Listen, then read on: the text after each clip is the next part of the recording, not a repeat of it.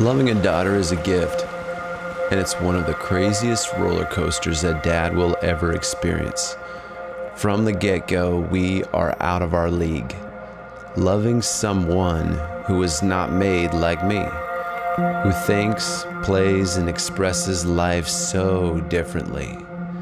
It's in that difference, as we stare into their eyes, that our hearts melt and our resolve goes to a place we didn't even know existed. I will protect you with everything that I have. And so enters the stage, fear. Fear is always in fathering. It's a natural product of great love that is hard to express, of love that can oftentimes be confusing. Ultimately, fear requires action, and us dads speak that language well. Our gospel quickly becomes, I can beat fear if I work hard enough, smart enough, and stay out in front of the chaos, maintain control of the situation. Despite our best efforts, our control can't hold back the onslaught of life and the never-ending winds of change. As we control less, our unresolved fear grows, creating gaps. Lacking outlets to counter fear, insecurity grows, and so we double down. I have to do something. Doing is loving. Not doing is accepting defeat.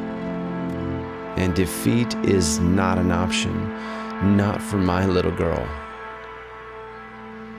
But I can't help but wonder if this is more for her, or is this more for me? What am I really afraid of? What false narratives is fear stirring up in me? How do I love my daughter the best I can today? I can still see her big blue eyes looking up at me. I thought those eyes were saying, "Daddy, help."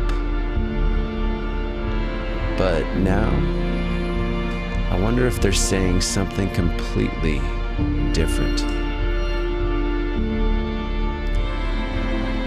So what do I do with this fear? What do I do with this control? And what do I do with this love? Because I love her with my whole heart. It's just that my heart doesn't feel so whole anymore.